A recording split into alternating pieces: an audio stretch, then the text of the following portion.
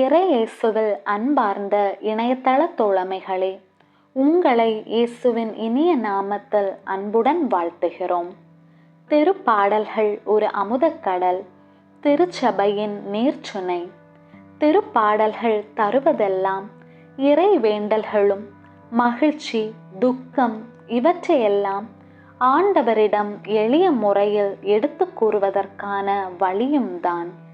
எனவே ஆண்டவரை துதிக்க, நன்றி செலுத்த, உங்கள் வாழ்வில் பிரச்சனைகள் தீர, உடல் சுகம் பெற, வாழ்வில் நமக்கு தேவையான வரங்களை பெற தினமும் ஒரு அதிகாரம் வாசித்து நம் நாளை துவங்குவோம்.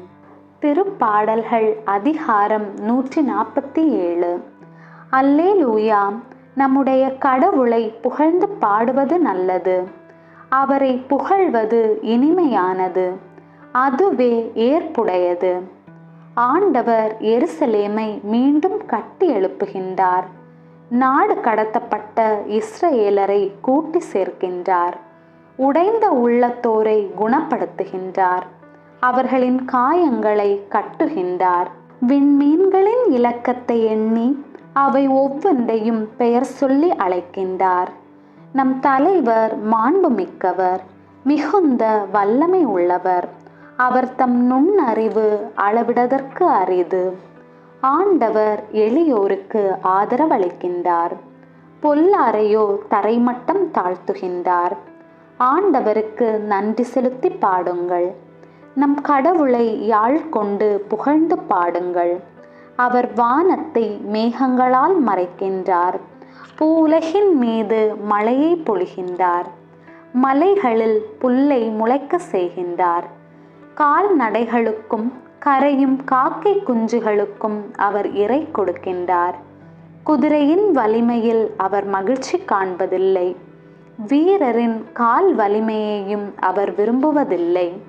தமக்கு அஞ்சி நடந்து தம் பேரன்புக்காக நம்பிக்கையுடன் காத்திருப்போரிடம் அவர் மகிழ்ச்சி கொள்கின்றார். எருசலேமே, ஆண்டவரை போற்றுவாயாக, சியோனே, உன் கடவுளை புகழ்வாயாக. அவர் உன் வாயில்களின் தாள்களை வலுப்படுத்துகின்றார், உன்னிடம் உள்ள உன் பிள்ளைகளுக்கு ஆசி வழங்குகின்றார். அவர் உன் எல்லைப்புறங்களில் அமைதி நிலவ செய்கின்றார், உயர்தர கோதுமை வழங்கி உன்னை நிறைவடைய செய்கின்றார். அவர் தமது கட்டளையை உலகினுள் அனுப்புகின்றார், அவரது வாக்கு மிகவும் விரைவாய் செல்கின்றது. அவர் வெங்கம்பளி போல் பனியை பொழிய செய்கின்றார், சாம்பலை போல் உறை பனியை தூவுகின்றார், பனி கட்டியை துகள் துகளாக விழ செய்கின்றார். அவர் வரவிடும் குளிரை தாங்கக்கூடியவர் யார்? அவர் தம் கட்டளையால் அவற்றை உருக செய்கின்றார். தம் காற்றை வீச செய்ய நீர் ஓடத் தொடங்குகிறது.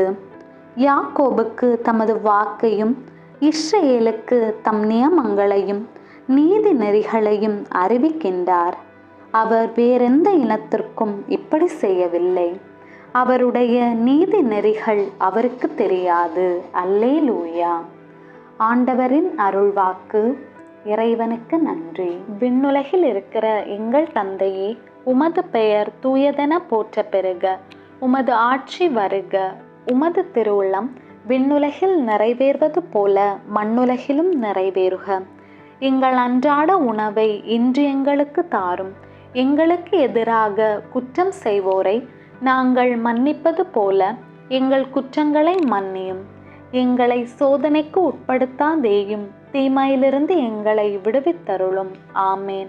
அருள் நிறைந்த மரியே வாழ்க, ஆண்டவர் உம்முடனே, பெண்களுள் ஆசி பெற்றவர் நீரே, உம்முடைய திருவயிற்றின் கனியாகிய இயேசுவும் ஆசி பெற்றவரே. புனித மரியே, இறைவனின் தாயே, பாவிகளாயிருக்கிற எங்களுக்காக இப்பொழுதும் எங்கள் இறப்பின் வேளையிலும் வேண்டிக்கொள்ளும். ஆமேன். அருள் நிறைந்த மரியே வாழ்க, ஆண்டவர் உம்முடனே, பெண்களுள் ஆசி பெற்றவர் நீரே, உம்முடைய திருவயிற்றின் கனியாகிய இயேசுவும் ஆசி பெற்றவரே. புனித மரியே, இறைவனின் தாயே, பாவிகளாயிருக்கிற எங்களுக்காக இப்பொழுதும் எங்கள் இறப்பின் வேளையிலும் வேண்டிக்கொள்ளும். ஆமேன். அருள் நிறைந்த மரியே வாழ்க, ஆண்டவர் உம்முடனே, பெண்களுள் ஆசி பெற்றவர் நீரே.